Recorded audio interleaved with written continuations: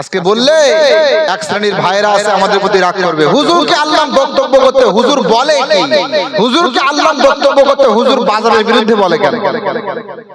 এক শ্রেণীর মানুষ বলে। আচ্ছা, আমি আপনাদের কাছে প্রশ্ন দিচ্ছি, আপনারা বলেন, এরপরে আলোচনা শুরু হবে। অন্যায় দেখলে আগে প্রতিবাদ, এরপরে আলোচনা, ঠিক না ঠিক বলেন? বুঝছেন? আমি একটু ভিন্ন রকম বক্তা। যেই সমাজে একবার যাই, দ্বিতীয়বার আমাকে নেবে কি না নেবে আমার সে চিন্তা নেই ভাই, আমাকে সঠিক কথা বলতে হবে। আচ্ছা বলেন, জলসা দেওয়া নফল না ফরজ? কথা বলবেন। জলসা দেওয়া নফল না ফরজ? নফল। দিলে মানুষের কিছু হাদিস কোরআনের কথা শোনাবেন, সওয়াব আছে, না দিলে কোনো গুনাহ নেই। কিন্তু বিষয় হলো জলসা দেওয়া নফল, কিন্তু মেলা বাজারে ছেলে মেয়ে ঘোরাঘুরি করবে, একে অপরকে দেখবে, ঠেলা ঠেলি হুড়োহুড়ি, এগুলো হারাম না? হারাম না? আর যেটা হারাম সেটা বর্জন করা ফরজ, ঠিক না বেঠিক? যেটা হারাম সেটা বর্জন করা ফরজ। তাহলে জলসা দেওয়া নফল, আর নফল জিনিস পালন করতে গিয়ে একটা ফরজ ছেড়ে যাচ্ছে, ফরজ। তার মানে বিষয়টা কেমন হয়ে গেল জানেন? নাভি থেকে হাঁটু পর্যন্ত ঢাকা ফরজ, আর মাথায় পাগড়ি বাঁধা মুস্তাহাব। এখন কেউ যদি নাভি থেকে হাঁটু পর্যন্ত না ঢেকে যদি উলঙ্গ হয়ে মাথায় পাগড়ি বেঁধে ঘুরে বেড়ায়, কেমন লাগবে দেখতে বলেন তো? কেমন লাগবে বলেন? রাগ করলেন আমার কথাই? রাগ করলেন না তো? যদি রাগ করেন আমার কিছু করার নেই, আপনারা ডেকেছেন, এখানে বসে আছি, স্বাধীনতা আমার, যা ইচ্ছা বলবো, শুনতে হবে আপনাদের। বুঝলেন কি বললাম? তো আজকে জলসার নামে, ইসলামিক জলসার নামে বিভিন্ন জায়গাতে যে বাজারগুলো বসে, এগুলো বন্ধ করা উচিত, ঠিক না ঠিক বলেন? আল্লাহ আমাদের বোঝার তৌফিক দান করুক, বলেন আমিন। মুসলমান যারা আমরা এখানে আসতে পেরেছি, আমরা বসেছি, আল্লাহ পাক আমাদের ঈমানটা মজবুত করবে, বলেন সুবহানাল্লাহ। আল্লাহর কোরআন শুনলে ঈমান বাড়ে, বিশ্বাস করেন তো আপনারা এই কথা? কোরআনটা কার পক্ষ থেকে এসেছে বলেন তো? আল কোরআনেরই পথ, এই পথই আসল পথ। আল কোরআনেরই পথ, এই পথই আসল পথ। অন্য পথে অন্য মতে নাই যে রহমত। আল কোরআনের আলোয় যার জীবন আলোকিত, সে চির বিপ্লবী, নয় কখনো ভীত। এই আল্লাহর কোরআনটা পেয়ে খুশি না অখুশি? কারা কারা অখুশি দেখি হাত তোলেন তো। ওই মুরব্বি একা অখুশি, বুঝলেন? একটু শুনে হাত তুলেন। আমার একটা কথা আমি প্রায় জায়গাতে বলি, গত 2 বছর আগে এক জায়গায় জলসা করেছি, আমার রাত্রে সময় দিয়েছে 2টা থেকে 4টা পর্যন্ত, বুঝলেন? তো রাত 2টা থেকে 4টা পর্যন্ত, এটা তো জলসা শোনার সময় নাকি না ঘুমানোর সময়? ঘুমানোর সময় না? আমি আলোচনা করছি, সামনে অনেকেই তন্দ্রাচ্ছন্ন অবস্থা, বুঝলেন? তো আমি জিজ্ঞাসা করলাম কারা কারা জাহান্নামে যাবেন দেখি হাত তোলেন তো। অনেকে তুলেছে, বুঝলেন, জাহান্নামে যাবে। তার মানে ওই সময় ওই অ্যাক্টিভ নেই, বুঝলেন? পাশে যিনি বসে আছে উনিও ঘুমাচ্ছে, বুঝলেন? তা আমি বললাম ভাই রে, এই তো 4টে বাজতে গেল, নাই শেষ করি এবার। পাশ থেকে কমিটি ছেলেরা বলছে, হুজুর এত টাকা পয়সা খরচ করে প্যান্ডেল দিয়েছি, স্টেজ সাজিয়েছি, ফজরের আজান পর্যন্ত চালান, বুঝলেন? তার মানে কমিটির ছেলেরা সব তো নামাজি নাকি? কি ভুল বলছি বলেন? এই হলো অবস্থা। সারা রাত্রব্যাপী জলসা, এই সারা রাত্রব্যাপী জলসা, এটা ইসলামী শরীয়তে ঠিক নয়, ঠিক না ঠিক? ফজরের নামাজ আছে তাই না ভাই, বলেন? তো আপনাদের এখানে সবচেয়ে বেশি বড় খুশির বিষয়, যখন দাওয়াত গ্রহণ করেছি আমার ভালো লেগেছে, যখন শুনেছি রাত্রি 12টা পর্যন্ত জলসা হবে, আলহামদুলিল্লাহ আমি খুশি, বিশ্বাস করেন? তো আল্লাহর কোরআন থেকে কিছু কথা রাখবো ভাই রে। আমি আপনাদের গ্রামে নতুন বক্তা, যারা মাইকের আওয়াজ শুনছেন তাদের উদ্দেশ্যে বলছি, আমি আপনাদের গ্রামে নতুন বক্তা, আমি হাদিস এবং কোরআন থেকে অত্যন্ত গুরুত্বপূর্ণ কথা রাখবো। আপনারা যারা এখনো পর্যন্ত আসেননি তারা এখানে চলে আসেন। আল্লাহর কোরআন থেকে আলোচনা শুনলে আমাদের ভিতরে পরিবর্তন আসবে, কারণ আল্লাহ কোরআনটা নাজিল করেছিলেন মানুষের হেদায়েতের জন্য, ঠিক না ঠিক বলেন? মহান আল্লাহ বলছেন, কিতাবুন আনজালনাহু ইলাইকা লিতুখরিজান নাসা মিনাজ যুলুমাতি ইলান নূর। সূরা ইব্রাহিম 13 নম্বর পারা, 14 নম্বর পৃষ্ঠা, প্রথম নম্বর রুকুর প্রথম নম্বর আয়াত। মহান আল্লাহ বলছে, হে নবী, আমি আপনার প্রতি এমন একটা গ্রন্থ নাযিল করেছি, আমি আপনার প্রতি কোরআনুল কারীম অবতীর্ণ করেছি, যাতে করে এই গ্রন্থ মানুষদেরকে অন্ধকার থেকে উঠিয়ে আলোর পথ দেখায়। তাহলে আল কোরআন মানুষকে অন্ধকার থেকে উঠিয়ে আলোর পথ দেখাবে। কথা কার বলেন?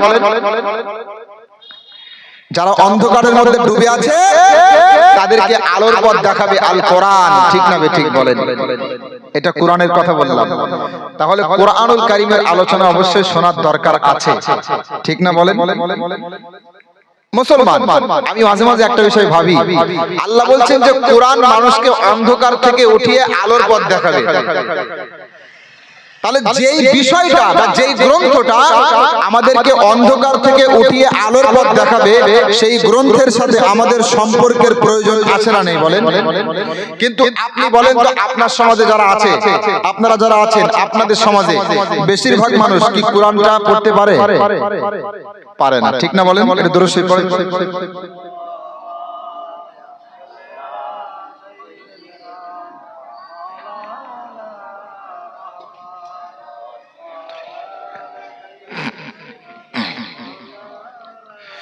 আজকে আমাদের সমাজে বেশিরভাগ মানুষ আল কোরআনটা তেলাওয়াত করতে জানে না। আমি যদি এখানে হাত তুলতে বলি হয়তো অনেকে পারবে না, আমার কষ্ট লাগে। বিশ্বাস করেন, যেই গ্রন্থটা আল্লাহ নাজিল করেছেন মানুষকে হেদায়েত দেওয়ার জন্য, সেই গ্রন্থটা আমরা তেলাওয়াত করতে জানি না অধিকাংশ মুসলমান। আল্লাহু আকবার, এটা কষ্টের বিষয়। অথচ আল্লাহর রাসূল হাদিসের মধ্যে বলছেন, ইকরাউল কোরআনা ফা ইন্নাহু ইয়াতি ইয়াউমাল কিয়ামাতি শাফিউল লি আসহাবিহি। রাসূল বলছে তোমরা আল কোরআনুল কারীম তেলাওয়াত করো, কারণ এই কোরআন কিয়ামতের ময়দানে তার তেলাওয়াতকারীর পক্ষে সাক্ষী দিবে। বলেন সুবহানাল্লাহ। আচ্ছা বলেন তো, আপনারা এই হাদিসটা শোনার পরে আল্লাহর কোরআনটা তেলাওয়াত করার চেষ্টা করবেন তো ইনশাআল্লাহ? গ্রামে কি মক্তব আছে? মক্তব চালু করার চিন্তা ভাবনা করবেন। আর বয়স্ক যারা আছেন ইমাম সাহেবের কাছে গিয়ে কোরআন তেলাওয়াত শিখবেন। মা বোনদেরও শিক্ষার ব্যবস্থা করবেন। আমি অনুরোধ করে বলছি, আমরা যে মুসলমান, দেখেন আজকে গোটা বিশ্বের ইসলাম বিরোধীরা, আজকে গোটা বিশ্বের চক্রান্তকারী মহল আল কোরআনের ব্যাপারে মিথ্যাচার করছে, উল্টাপাল্টা মন্তব্য করছে। আল কোরআনুল কারীমের আলো কিভাবে নিষ্প্রভ করা যায় দুনিয়া থেকে, সেই চিন্তা চেতনা তারা সব সময় চালিয়ে যাচ্ছে। ঠিক না ঠিক বলেন? গোটা বিশ্ব রাসূল সাল্লাল্লাহু আলাইহি ওয়াসাল্লামের বিরুদ্ধাচরণ করছে। সুতরাং আমরা যারা মুসলমান বলে দাবি করি, আমাদের মধ্যে একটা গায়রত থাকা উচিত ছিল।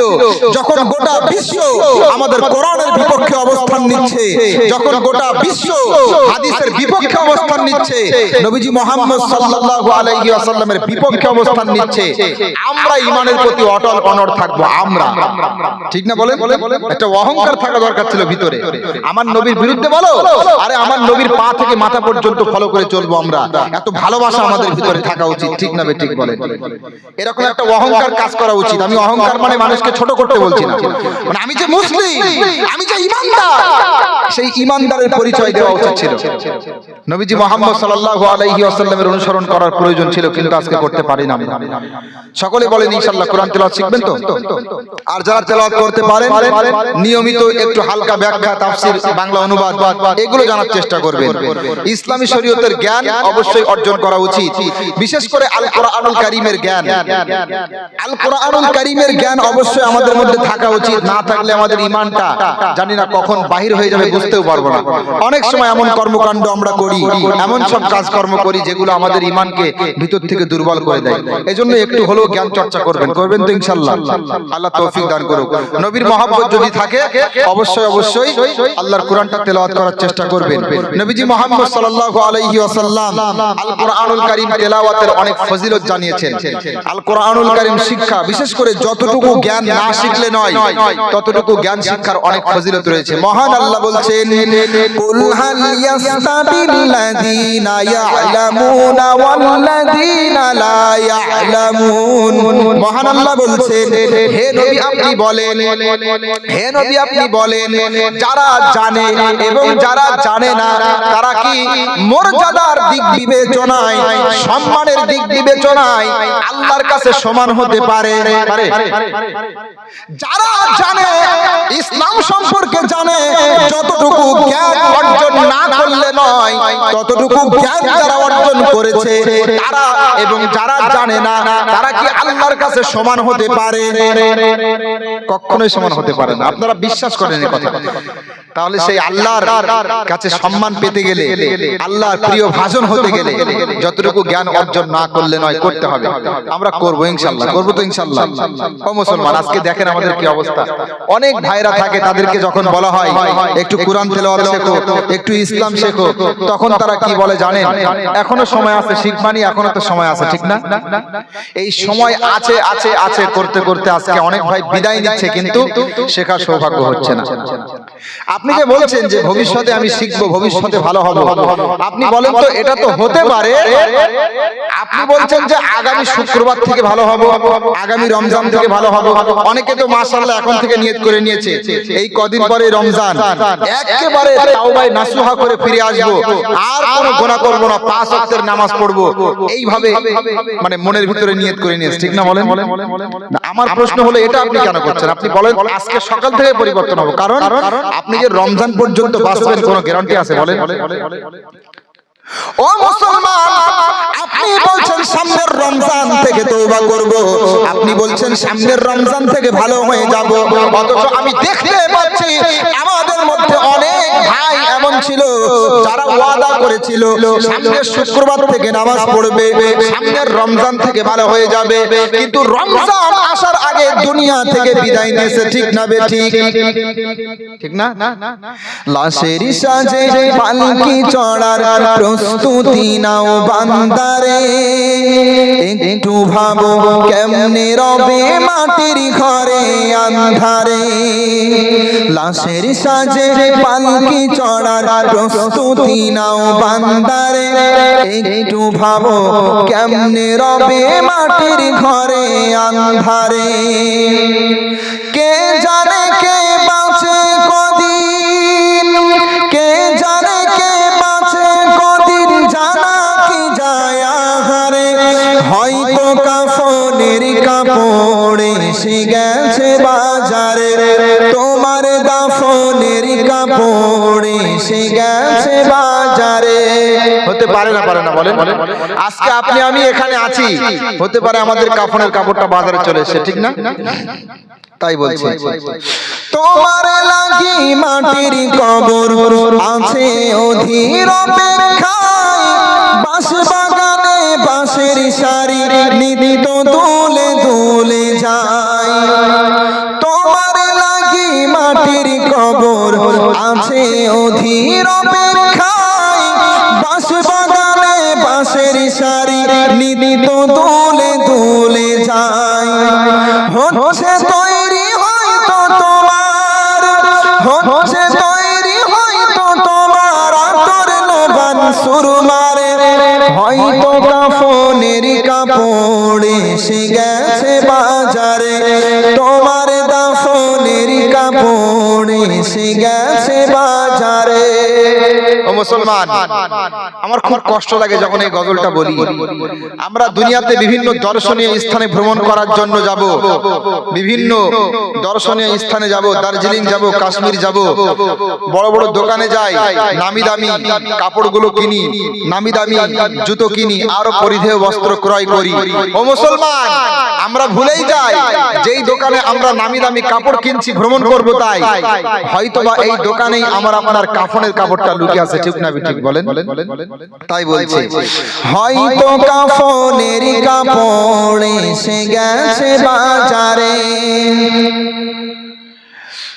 যে পানিতে গোসল দিবে কুসুম গরম করিয়া, সেই পানি আর বড়ই পাতা আছে তৈরি খাটিয়া। মসজিদে দৈনন্দিন 5 বার মুয়াজ্জিন আপনাকে ডাকছে, আপনি মসজিদে যাচ্ছেন না, কিন্তু একবার হলেও ভাববেন হয়তো এই মসজিদের খাটিয়াটা আগামী কাল আপনার বাড়িতে ঠিক উপস্থিত হবে, ঠিক না? ঠিক বলেন। তাই বলছি, যে পানিতে গোসল দিবে কুসুম গরম করিয়া, সেই পানি আর বড়ই পাতা আছে তৈরি খাটিয়া।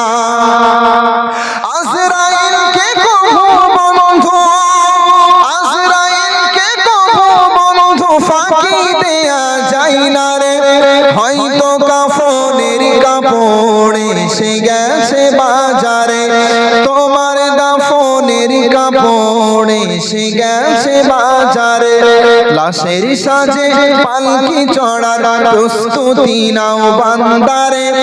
একটু ভাবো কেমনে রবে মাটির ঘরে আন্ধারে। বলেন পরিবর্তন হবেন তো ইনশাআল্লাহ? আগামী রমজান থেকে পরিবর্তন হব এটা ভুল কথা, এ কথা বলবেন না, কারণ এমনটা হতে পারে রমজান ঠিকই আসবে কিন্তু আপনি আমি আর দুনিয়াতে থাকবো না, ঠিক না ঠিক বলেন? তাহলে ভবিষ্যতে পরিবর্তন হবে এ কথা বলা যাবে না, ভবিষ্যতের মালিক তো আল্লাহ। তাহলে আজকের এই জলসা, ছোট্ট জলসা, আপনারা গ্রামবাসী আছেন মাশাআল্লাহ, আমার বিশ্বাস এই জলসাটা সাকসেসফুল হবে। বলেন ইনশাআল্লাহ। আজকের আমার এই আলোচনা শোনার পর থেকে একটু একটু করে হলেও আল্লাহর কোরআনটা শেখার চেষ্টা করবেন তো ইনশাআল্লাহ? করবেন তো ইনশাআল্লাহ? আল্লাহ তৌফিক দান করুক, বলেন আমিন।